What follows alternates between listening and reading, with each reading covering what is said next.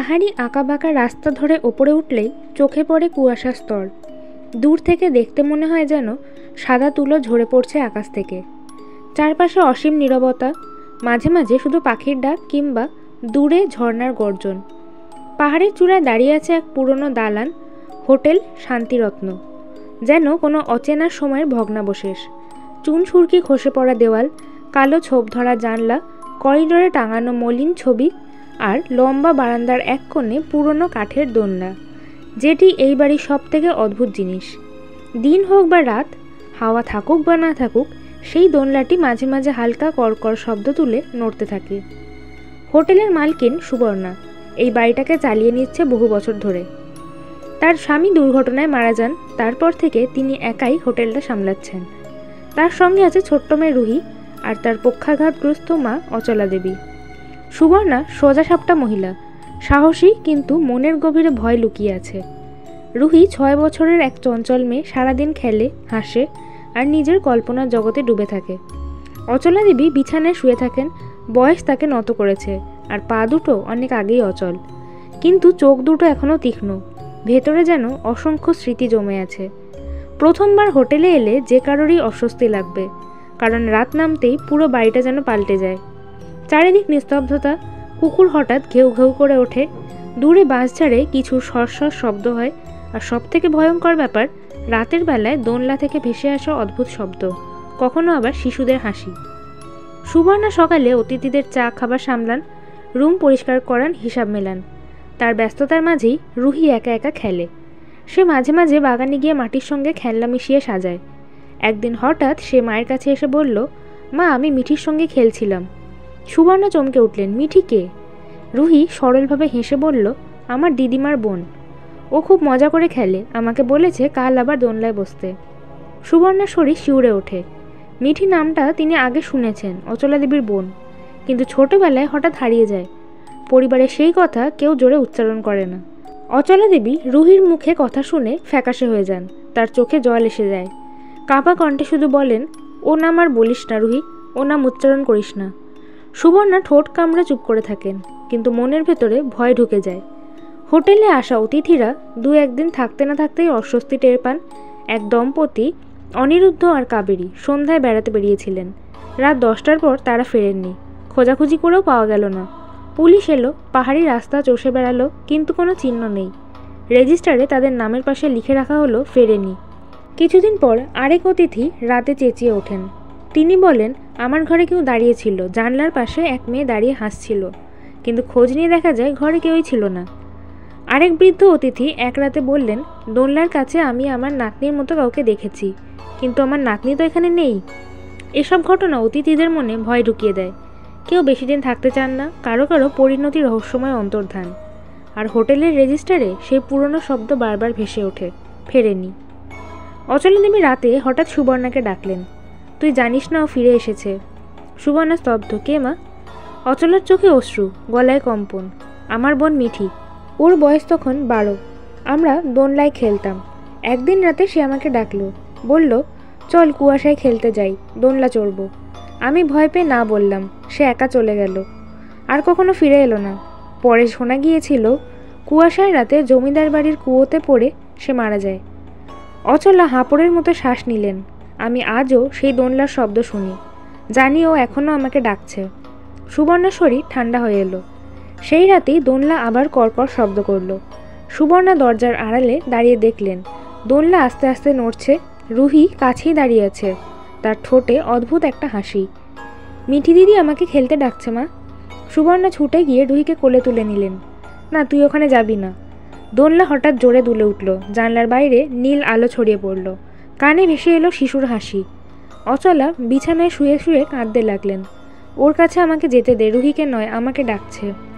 সেই রাতে সুবর্ণার বুকের ভেতর অজানা অস্থিরতা কাজ করছিল।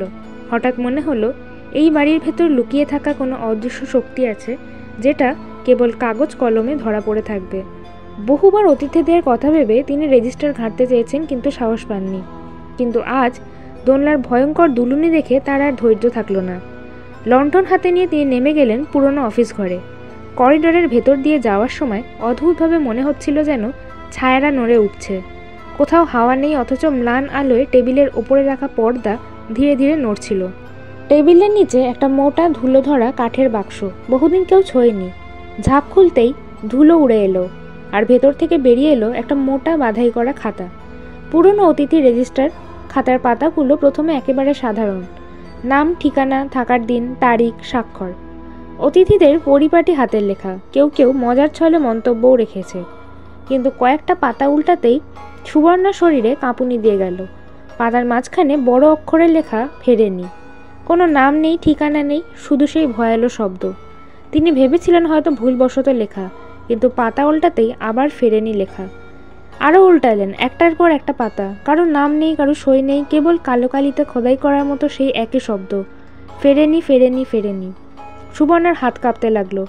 আজও যেন ভেজা কালি আঙুলে লাগতে চাইছে, অথচ এ খাতা কমপক্ষে 40-50 বছরের পুরনো। তিনি আরেকটু মনোযোগ দিয়ে দেখলেন, কালির ঘনত্ব সবখানেই একরকম, যেন একটিই হাত, একটিই কলম, এক রকমের ভঙ্গিতে লিখে গেছে। অথচ সময়ের ব্যবধান তো এত বছরের, কেমন করে সম্ভব? বুকের ভেতর হাহাকার তুলে মনে পড়ল অনিরুদ্ধ আর কাবেরীর কথা। তারাও তো উধাও হয়েছিলেন। খাতায় তাদের নামের নিচে ওই শব্দটিই লেখা ছিল, কিন্তু এর আগে আরও কত মানুষ, কারা তারা? সুবর্ণ অনুভব করলেন খাতার পাতাগুলো থেকে ঠান্ডা যেন বাতাস বেরোচ্ছে। কানে ভেসে এলো চাপা ফিসফিস, আমরা ফিরিনি। হঠাৎ মনে হলো খাতার কালি যেন নড়ে উঠছে, অক্ষরগুলো ছটফট করছে। চোখের সামনে ফেরেনি শব্দটা ক্রমে ঝাপসা হয়ে গিয়ে লালচে রঙের রূপ নিচ্ছে, যেন কারোর রক্তে লেখা। ভয়ে তিনি খাতা বন্ধ করে দিলেন, কিন্তু হাত সরল না। মনে হলো খাতার ভেতর থেকে কেউ তার কবজি চেপে ধরে আছে। ভয়ঙ্কর এক শীতলতা ছড়িয়ে গেল শরীর জুড়ে। ঠিক তখনই করিডর থেকে শব্দ এলো, দোলনা দুলছে। সুবর্ণা ভয় ছুটে গিয়ে জানলার ফাঁক দিয়ে তাকালেন। চাঁদের আলোয় দেখলেন দোলনায় ছায়া বসে আছে। ধীরে ধীরে সেই ছায়া শিশুর মতো হাত নাড়ল, যেন ইশারা করছে, খেলতে এসো।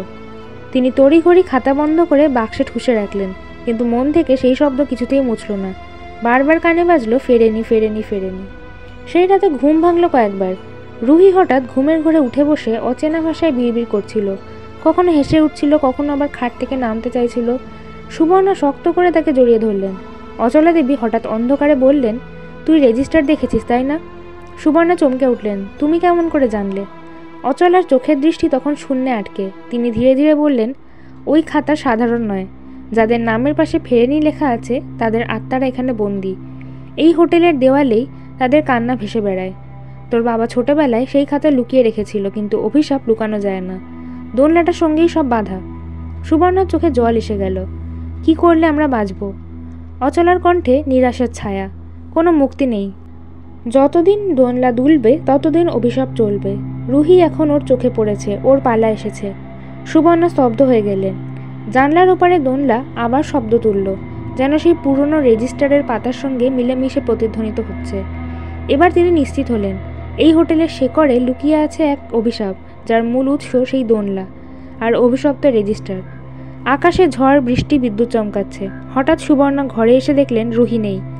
আতঙ্কে দৌড়ে বারান্দায় চলে গেলেন। দেখলেন দোলনায় বসে আছে রুহি, তার পাশে এক অচেনা মেয়ে, লম্বা চুল, সাদা ফ্রক, চোখে অস্বাভাবিক আলো।